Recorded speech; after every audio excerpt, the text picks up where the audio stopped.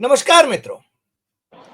आज सिद्धू ने सट में चंडीगढ़ से हमारे साथ अजय शुक्ल जी जुड़े हैं और अजय जी को कौन नहीं पहचानता। अब तो हमारे दर्शक अजय जी को सुनने के लिए एकदम लालायित रहते हैं, क्योंकि अजय जी वर्तमान को इतिहास से जोड़कर भविष्य की ओर क्या होना है उसकी बात करते हैं, तथ्यों के आधार पर बात करते हैं, सत्य की बात करते हैं, बिना किसी दंभ से बात करते हैं। इसलिए आज हमने आपसे अनुरोध किया था कि लोकतंत्र को बचाने के लिए आखिरी लड़ाई विपक्ष लड़ रहा है और सत्ता पक्ष या सत्ता मोर्चा वो नए नए नुस्खे आजमा रहा है। यानी वो उसके अलग अलग कार्यकलापों से विपक्ष को विफल बनाने की कोशिश करके स्वयं सत्ता में बने रहने की ताक में है। मगर आज हम अजय जी से जानेंगे कि सत्ता का ऊंट किस करवट बैठने वाला है। अजय जी देखिए, जिस तरह के हालात है, मैं इसको एक चीज में दिखा दूं कि आप ये देखिए, ये बिहार, मैं बिहार को सलाम करता हूं कि वो बिहार इस तरह से आज खड़ा है। और जब इस तरह से खड़ा है, आज उनके साथ में, राहुल जी के साथ में उनकी बहन प्रियंका और जो है उनके वहां के मुख्यमंत्री तेलंगाना के, वो भी मौजूद है, रेवंत रेड्डी। यस जी।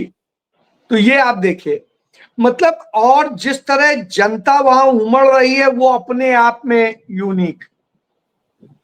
तो यह बता रही है कि साहब, जनता आज कहना क्या चाह रही। ये वो जनता है जिसे बुलाया नहीं गया है, जो खुद जाती है और खुद अपनी बात कह रही है, और राहुल जी उनकी बात को सुन रहे हैं, उनके साथ बात कर रहे हैं धीरे धीरे, तो थोड़े थोड़े समुदायों से, क्योंकि रोजाना करीब 100 किलोमीटर की यात्रा करनी होती है।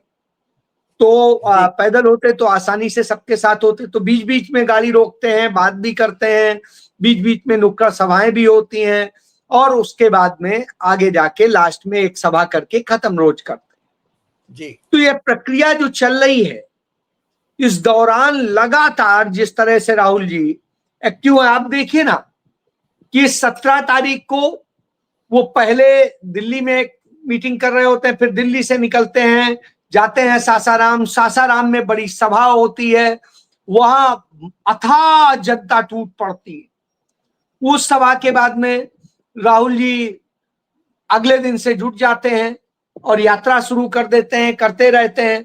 फिर जब नामांकन होना होता है जो है उपराष्ट्रपति पद के कैंडिडेट का, तो दिल्ली आते हैं, शाम तक वो करके आते हैं, और फिर दिल्ली आते हैं, दिल्ली में एक कार्यक्रम में पहले हिस्सा लेते हैं, उसके बाद अगले दिन जो है सदन में भी जाते हैं, और उसके बाद में वो पहुंच जाते हैं, उनका नामांकन कराते हैं। नामांकन कराने के बाद फिर सीधे वो पहुंच जाते हैं, फिर यात्रा में लग जाते हैं।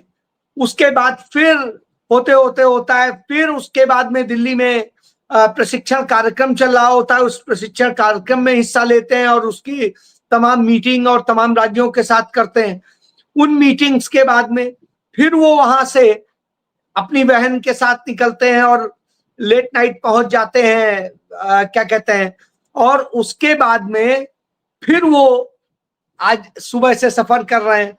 तो मैं ये कह रहा हूं कि जिस तरह से, जिस डेडिकेशन के साथ में वो जनता के लिए खड़े हो रहे हैं, उनकी बहन खड़ी हो रही, परिवार खड़ा हो रहा है, पार्टी खड़ी हो रही है, और उसके बाद सहयोगी दल उतना ही डट के खड़े हैं।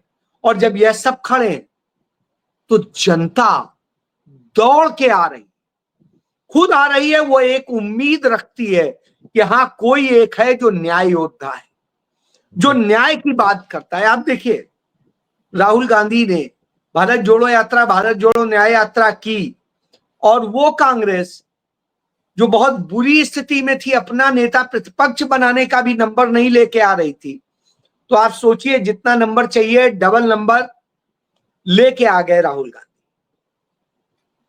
अब उसके बाद में राहुल गांधी और उनके सहयोगी इतने ताकतवर हो गए कि जिस संसद के भीतर नरेंद्र मोदी घुसते थे, अमित शाह घुसते थे, मोदी मोदी होता था, वहां स्थिति हो गई वोट चोर गद्दी चोर। अब आप मोदी की सोचिए उपस्थिति में, और वो भी जी मोदी की उपस्थिति में। कि मुंह पर कहा जा रहा है जिन्होंने एक खौफ का माहौल बना रखा था, और चंद सांसद ही मौजूद थे, राहुल गांधी वहां से जा चुके थे। तो सोचिए कितनी ताकत राहुल गांधी ने भर दी है अपने सांसदों में भी और उनमें। क्योंकि देखिए आप अभी भी देख लीजिए, मैं ये नहीं कहता हूं सभी ताकतवर हो, आज भी आप देखिए तो राहुल गांधी ने जो वोट चोर की जो और गद्दी छोड़ का जो एक वो इस्तेमाल किया है उसका फ्रेम, वो फ्रेम सारे लोग अभी भी नहीं लगा पा रहे हैं। डर है कुछ लोगों में, लेकिन बहुतायत में जनता के लोग, जनता से जुड़े हुए लोग, वो लोग लगा रहे हैं। कांग्रेस जितना लड़ रही है, मतलब राहुल गांधी जितना लड़ रहे हैं, कांग्रेस नहीं कहूंगा पूरी तरह, राहुल गांधी जितना लड़ रहे हैं उनके साथ उससे डबल ताकत के साथ जनता लड़ रही है, लोग लड़ रहे हैं जी। कांग्रेस आधी अधूरी है, लेकिन राहुल गांधी पूरे हैं। लेकिन अब चूंकि मंच कांग्रेस का ही है तो कांग्रेस के ही साथ वो खड़ा होना पड़ेगा। लेकिन सच्चाई ये है कि ये लड़ाई अकेले राहुल गांधी लड़ रहे, और जब राहुल गांधी लड़ने निकले तब तेजस्वी यादव भी निकले, तब कम्युनिस्ट पार्टी के लोग भी निकले, तब साहनी भी निकले, तभी वो लोग हिम्मत बना पाए। तो यह बताता है कि राहुल गांधी ने असल में दीप जला दिया है, और वह दीप धधक रहा है, इतना तेज रोशन कर रहा है कि लगातार अंधेरे को चीर रहा है।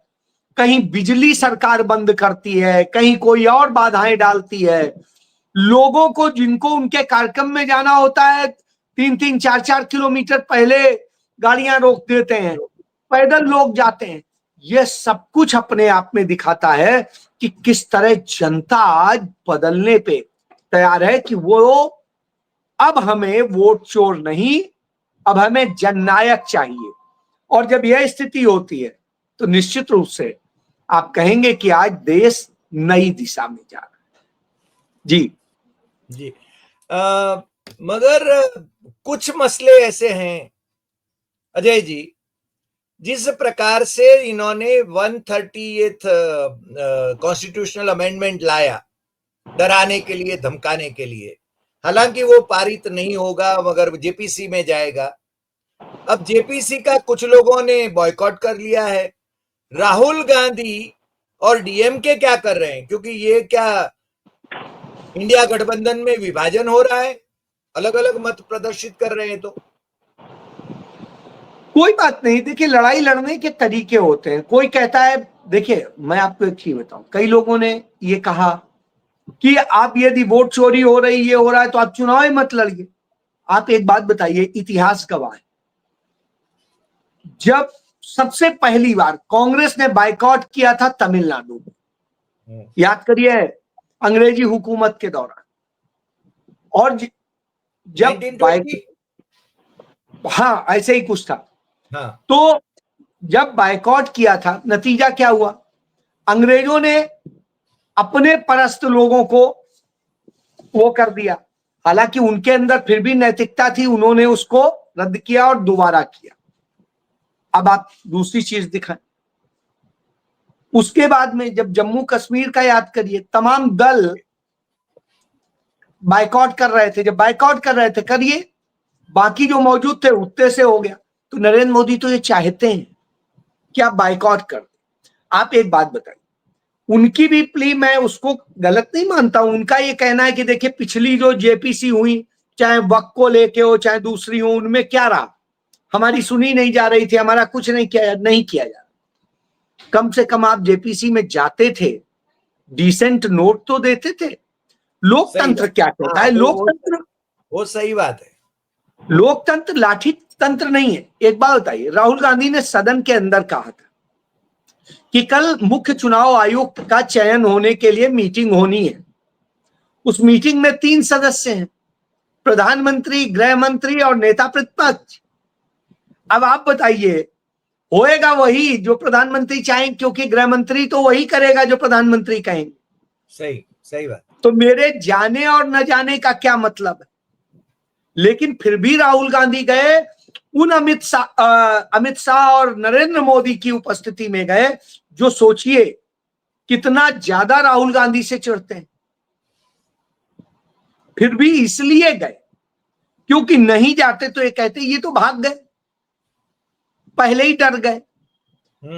अब जाने से क्या फायदा हुआ?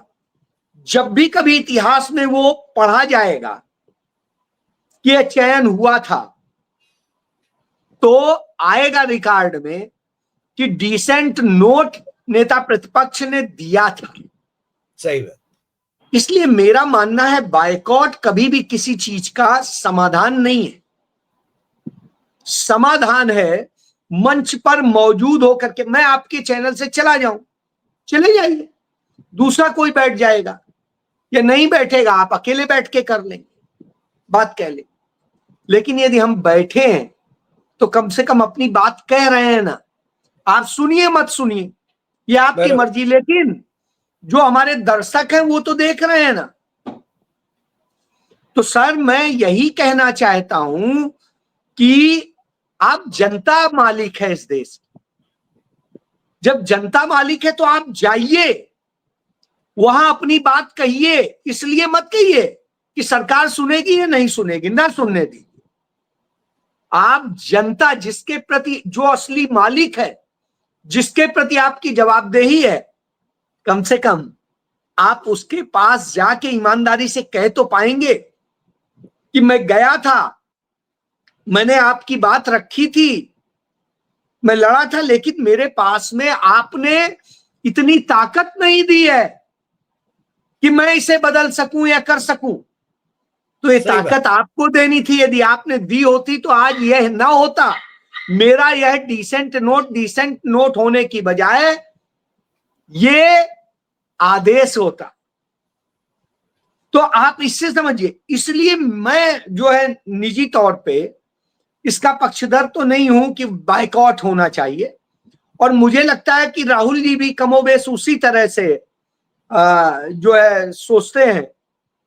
तो क्योंकि इसके उदाहरण दुनिया में मौजूद है। अब उतने नैतिक लोग नहीं बैठे हैं जो आपके बायकॉट को एक सम्मान दे। तो इसलिए बेहतर यह है कि आप जाके बात कहिए, लड़ते दिखने भी चाहिए, सिर्फ लड़िए नहीं, लड़ते हुए दिखने चाहिए। तो यह बड़ी चीज है, इसको समझ लीजिए जी।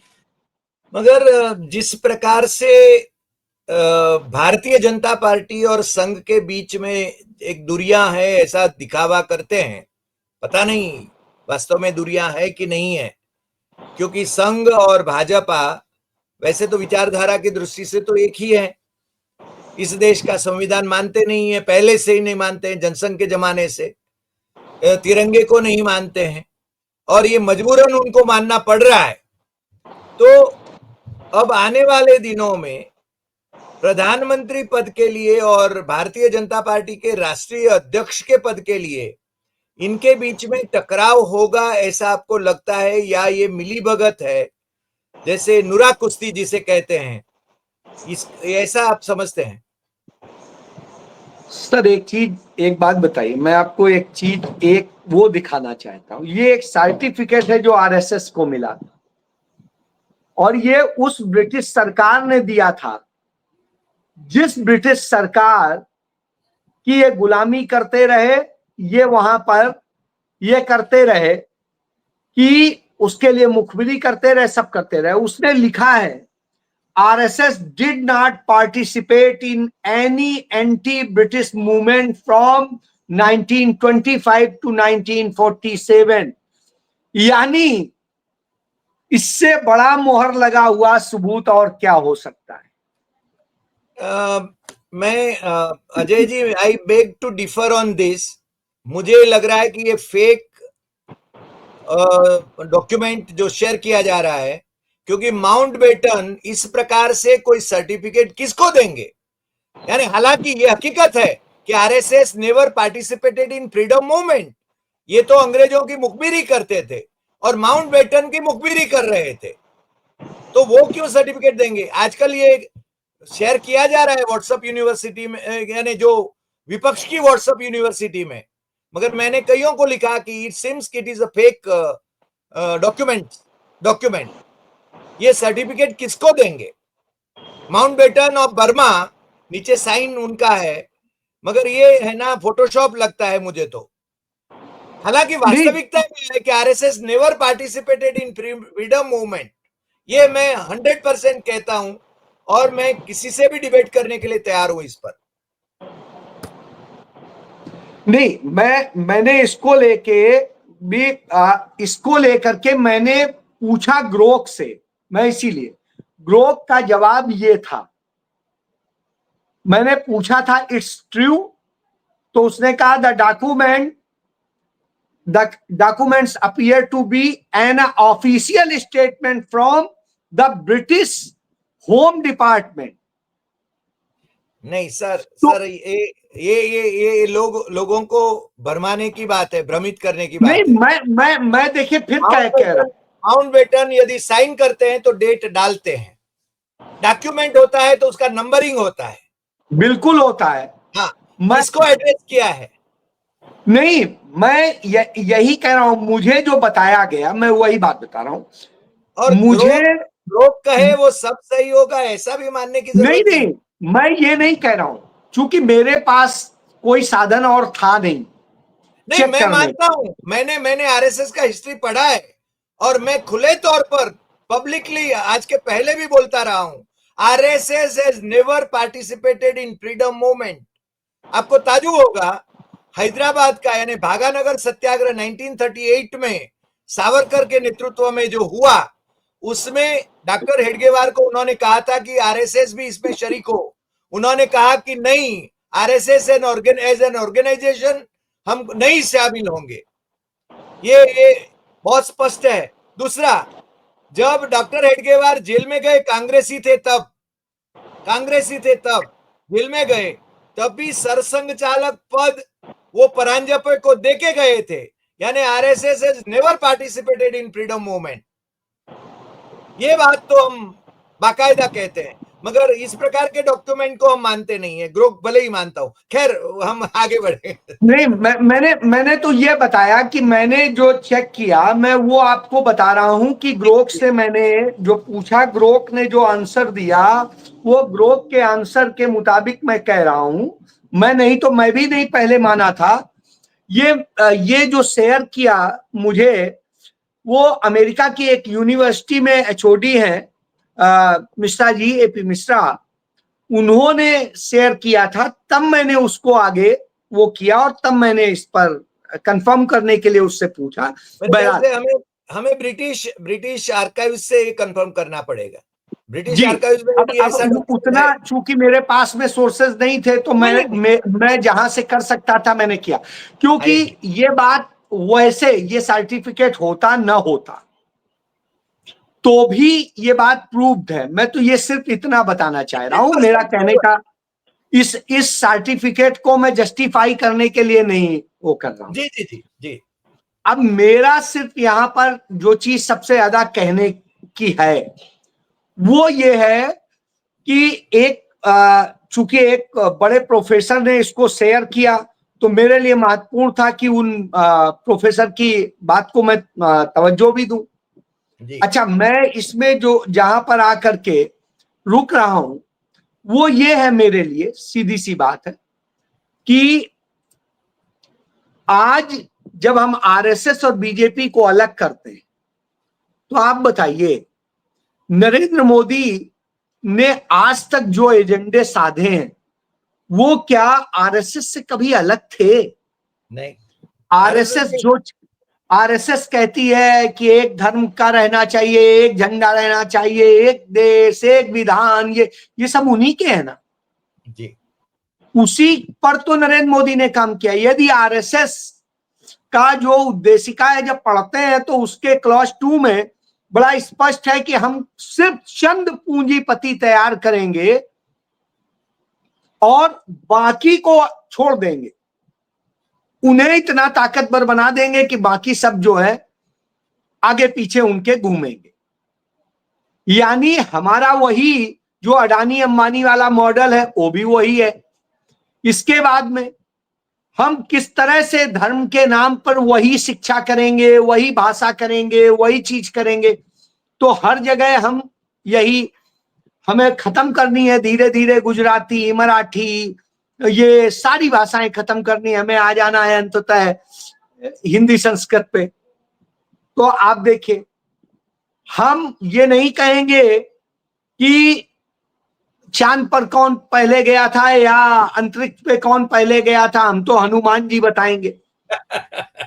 ठीक है। इसके बाद में आप देखिए तो इसी तरीके से जो ये ज्ञान का, तो ये सारे कार्यक्रम, सारा इतिहास बदलना, सब कुछ करना है, वही तो चल रहा है। सही बात। तो आज सरकार शाखा चला रही है, एनसीईआरटी की बुक्स को शाखाओं की बुक बना दिया है। एब्सोल्युटली। और जब यह बना दिया हो तो आप कहें कि वो अलग है, वो अलग है, नहीं। ये सत्ता की तो लड़ाई हो सकती, ताकत ज्यादा मेरे हाथ में रहे उसके लिए खींचतान हो सकती, वो हर जगह होती। जी सही बात। लेकिन कहीं अलग है, यह सोचना वैसी गलती होगी, क्योंकि पंडित नेहरू कहते थे यदि कोई संघी आरएसएस का व्यक्ति है बोले कि वो पूरब जा रहा है तो पूरब छोड़ दीजिए, बाकी 3 दिशाओं में उसे खोजिए। यह इनका चरित्र है। तो इसलिए मान लीजिए, हाँ, अब इनके में यह है कि हमारे हिसाब से सब होना चाहिए, वो अहम की लड़ाई है, इसके अलावा और कुछ नहीं। अहम की लड़ाई में थोड़ा बहुत 19-20 चलता रहेगा, लेकिन वैसे कहीं कुछ ये नहीं है, सब एक है, वो एक अम्ब्रेला है, उसी के अंदर है। बाकी दिखाने खाने के दांत दूसरे हैं, दिखाने के दांत दूसरे हैं। यानी नूरा कुश्ती चल रही है, ऐसा ही कह सकते हैं हम। जी बिल्कुल, वही कह सकते हैं। जी जी जी। तो अब क्या होगा, अब क्या होगा, क्योंकि लोकतंत्र को खत्म करना ये तो उनका मोटो है। बीएस मुंजे या डॉक्टर हेडगेवार वगैरह का, इनका जो आरएसएस का जो एजेंडा है वो एकाधिकारवाद पर ही जाना है। मुसोलिनी, हिटलर उनका आदर्श है, और शी जिनपिंग के योजना, मान लीजिए उनकी शासन पद्धति जो है वो एक पक्ष और का शासन, एक पार्टी का शासन, यही तो उनको चाहिए। सर यही है। आप देखिए कि एक समय में बीजेपी का इंडिया का प्रतिनिधिमंडल गया था वहां ट्रेनिंग लेने उनके कम्युनिस्ट स्कूल में। गूगल करेंगे वो आ जाएंगे, पूरी फोटोग्राफ्स भी आ जाएंगे। एक से ज्यादा बार गए सर, एक से ज्यादा बार गए। मैं तो एक घटना का बता रहा हूं कि, और वो जब नरेंद्र मोदी क्या गुजरात के मुख्यमंत्री थे उस समय उन्होंने उसको स्पॉन्सर किया। तो मैं ये इसलिए कह रहा हूं कि इनका तो विचारधारा वही है कि हम कम्युनिज्म से भी ज्यादा कठोर है। कम्युनिज्म में फिर भी आपको राहत है कि हाँ, वहां सर्वहारा वर्ग के लिए खड़े होने की बात, यहां तो नहीं। यहां चंद पूंजीपतियों के साथ खड़े होंगे, बाकी सबको सर्वहारा बना देंगे। बराबर बराबर है। तो यह अंतर है, तो वही चल रहा है। तो ऐसी स्थिति में देखिए, उपराष्ट्रपति पद का चुनाव बेहद अहम है। इस चुनाव में कुछ भी हो सकता है, और यदि इस चुनाव में थोड़ा सा गड़बड़ाया तो निश्चित रूप से नरेंद्र मोदी के लिए खतरा है। और इसका माहौल अंदर अंदर बन रहा है, क्योंकि इस चुनाव में व्हिप जारी नहीं होता है। तो ऐसी स्थिति में कौन कहां क्या कराएगा, यह देखने वाला होगा। यह बहुत गंभीर विषय है। मुझे किसी भाजपाई सांसद ने कहा कि हमें 4 दिन पहले दिल्ली में बुलाया गया है, उपराष्ट्रपति के चुनाव के पहले। यानी भले ही ऑफिशियली व्हिप जारी न हुआ होगा, मगर उनको ऐसा निर्देश कोई दिया जाएगा जिससे वो आइडेंटिफाई हो सके कि कोई, यदि मान लीजिए कि उनके विरोध में, उनके इच्छा के विरोध में यदि वोटिंग करता है तो वो आइडेंटिफाई किया जा सकता है। जैसे कॉन्स्टिट्यूशन क्लब में जैसा हुआ रिजल्ट, उसी प्रकार का रिजल्ट यहां भी आ सकता है। हाँ हाँ, कोई बड़ी बात नहीं है, यही तो मैं कह रहा हूं, वहां तो अमित शाह खड़े थे। आप देखिए, तो ऐसा नहीं है, अब बहुत कुछ ऐसा, आप इससे समझ लीजिए, जब नरेंद्र मोदी सदन में घुसे और वोट छोड़ गद्दी छोड़, तो बहुत ज्यादा बीजेपी के सांसद विरोध में नहीं बोल रहे थे, वो चुपचाप सुन रहे थे कि ठीक है। अब आप ये अपने आप में इस बात का संकेत है कि कहीं ना कहीं अलख जग चुकी है, और राहुल गांधी ने जो काम किया है वो बेहद डराने वाला है। और इनको पता है कि यदि अब थोड़ा सा खिसका, क्योंकि जो माहौल बिहार से बन के आ रहा है, संदेश आ रहा है, बिहार बदलाव की धरती मानी जाती है, और यदि बदलाव हुआ तो इनके लिए आखिरी समय आ जाएगा। और उसके बाद फिर चाहे गुजरात हो, बंगाल हो, और सब जगह से जो खबरें आएंगी वो गुजरात तक आपके आते आते बहुत बड़े बदलाव का संकेत दे देंगे, मुझे ये लगता है। मुझे आपसे ये भी पूछना था, जैसे कि बिहार के रिजल्ट्स आएंगे, और दूसरी बात यहाँ पर जिस प्रकार का माहौल है देश में, चंद्रबाबू नायडू कुछ भी कर सकते हैं, क्योंकि he is not wedded to only NDA, वो एनडीए से निकल भी चुके थे। कांग्रेस के साथ वो अपना सब कुछ चुके थे, और फिर एनडीए की ओर आए हैं। वो कल एनडीए से जा भी सकते हैं। क्या कर सकते हैं वो, क्योंकि उनको तो अपने बेटे लोकेश को मुख्यमंत्री बनाना है, और वो भी महत्वाकांक्षी है, शायद प्राइम मिनिस्टर बन जाए, प्रेसिडेंट बन जाए, डेप्यूटी प्राइम मिनिस्टर बन जाए। नहीं, निश्चित रूप से वो अपनी संभावनाएं, अपने डर, अपनी चीजों, देखिए देश का सबसे रईस मुख्यमंत्री है, जिसके पास में 800 कुछ 825 करोड़ रुपया कैश है, और जिसके पास इतनी बड़ी रकम कैश में हो, तो आप समझ सकते हैं कि वो थोड़ा सा, उसका डर कुछ और है, उस डर के कारण वो दबा हुआ है। लेकिन जैसे ही उसे कहीं अंदेशा मिलेगा कि खेल हो सकता है, वो मुतमईन हो जाएगा, वैसे उसके पाला बदलने में कोई वो नहीं लगेगा। वो तो वो शख्स है जिसने अपने ससुर, जिसने उन्हें बनाया, फादर इन लॉ, उनके कैसे उन्हीं को खत्म करके उन्हीं की पार्टी पे कब्जा किया और उसका प्रमुख बन गया। तो जिस आदमी का कोई जमीर नहीं है, हाँ, तो उस आदमी का कोई जमीर नहीं, उसका अपने बेनिफिट के अलावा और कोई लेना देना नहीं जी। मगर ऐसी स्थिति में अजय जी, ये मोदी शाह अपनी गद्दी बचाने के लिए क्या क्या कर सकते हैं? भाई ईडी उनके पास, सीबीआई उनके पास, दूसरी और एजेंसियां उनके पास। और आप देखिए, जो जैसे गोवा में काम कर रहे थे कांग्रेस के एमएलए थे, है ना, मिस्टर वीरेन, तो उनके यहाँ जैसे उनके 5 कैसीनो चलते थे। कैसीनो में आप जानते हैं वहां पर और लीगल लाइसेंस होता है, उस लाइसेंसी वो थे उसके। अब वहां पे तो कैश में ही कैसीनो में खेला जाता है वहां, और सब जगह छापा मार के कहा 12 करोड़ रुपया बरामद कर लिया, इतना बड़ा ये हो रहा है, वो हो रहा है।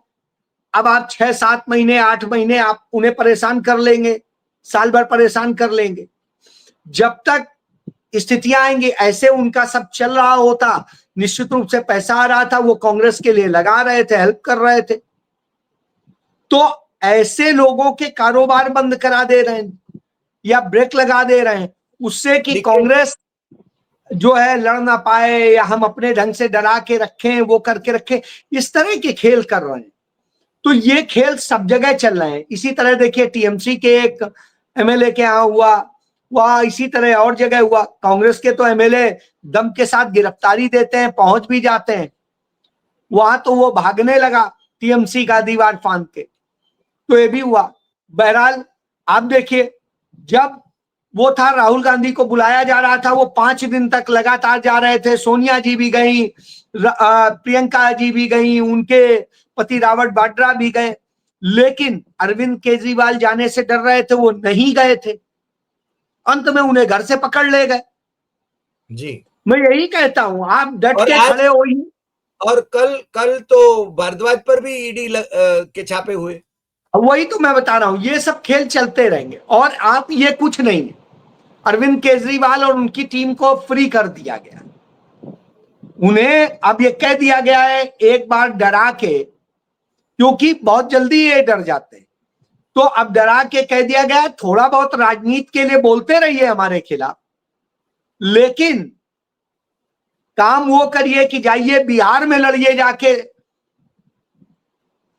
जाइए और जगह लड़िए जहां कांग्रेस के वोट जितने काट सकते हैं काटिए। अब आप बताइए, जन स्वराज पार्टी का जो पीके है प्रशांत किशोर, उसके पास इतने सब करने के लिए पैसा कहां से आ रहा है? अडानी अंबानी से जा रहा है। और वो इस तो तरह से, मोदी का ही आदमी है। हाँ, मोदी का ही आदमी है। तो इस तरह से नरेंद्र मोदी ये भी खेल खेलते हैं। ये हर तरह की जो है वो खेलेंगे कि कैसे कांग्रेस और उसके सहयोगी, जो वास्तविक सहयोगी दल हैं जो लड़ने वाले हैं, इनका पूरा नहीं। लेकिन राहुल गांधी डट के खड़े हैं, इसलिए तमाम सारे दलों में दम आ गई है और अब वो खुल के बोल रहे हैं। जी। तो इसका मतलब ये हुआ कि मोदी की नींद तो हराम हो ही गई है, और बिहार का चुनाव यदि उनके खिलाफ गया, उसके रिजल्ट उनके खिलाफ गए, तो मोदी के लिए मुश्किलें ही मुश्किलें हैं। बिल्कुल मुश्किल है, 100%। फिर तो उनके लिए आखिरी समय शुरू। फिर क्या करेंगे? नहीं, फिर क्या करेंगे? फिर कोई रास्ता नहीं है। फिर तो वहां देखिए, आप एक चीज बताऊं, यदि हरियाणा और महाराष्ट्र हार गए होते तो वहीं से लड़ाई शुरू हो जाती, लेकिन इन्होंने जिस तरह से जीता वो सबको अब पता चल गया है। तो अब जो है ये सारे खेल चूंकि एक्सपोज हो गए, तो अब पहले से ही तैयारियां उसकी शुरू हो गई, और जो शुरू हुई हैं उससे इनकी हालत बिगड़ी हुई। इसलिए अब इन्हें लग रहा है कि आखिरी दिन है, इसीलिए इनकी बॉडी लैंग्वेज देखिए बिल्कुल बदली हुई। अमित शाह की बॉडी लैंग्वेज बदली हुई है। तो ये सब कुछ सामने, और इसीलिए डिग्री विग्री और सब में हाई कोर्ट के उन जजेज और उन लोगों से जो संघ से जुड़े हुए हैं, उन लोगों से फैसले तमाम तरह के आ रहे। जी जी। आज काफी यानी आपने खुलकर बातें करी, और जिस प्रकार से विपक्ष की लोकतंत्र को बचाने के लिए ये आखिरी लड़ाई है, मैं ये अपेक्षा करता हूं कि देशवासी इसको समर्थन करेंगे। विपक्ष को संयुक्त रूप से, भले ही उसका नेतृत्व राहुल गांधी करे, मगर सभी विपक्षी दल एक साथ जुटकर ये तानाशाहों को उनके चुंगाल में से, तानाशाहों की चुंगाल में से भारत को मुक्त करेंगे। इतनी अपेक्षा मेरे ख्याल से हम कर सकते हैं। और मुझे राहुल गांधी की एक बात याद आती है कि वो 6 साल का बच्चा कान में कह जाता है, वोट चोर गद्दी छोड़। लेट्स होप अच्छे दिन आएंगे, ऐसा मानते हैं। इनके तो अच्छे दिन नहीं आए, इनके तो बुरे दिन आना है। हम आप आशा करते हैं कि इनके बुरे दिन आए, क्योंकि लोकतंत्र बच जाए वही चाहते हैं हम। आपका बहुत बहुत धन्यवाद अजय जी, और फिर मिलेंगे। नमस्कार।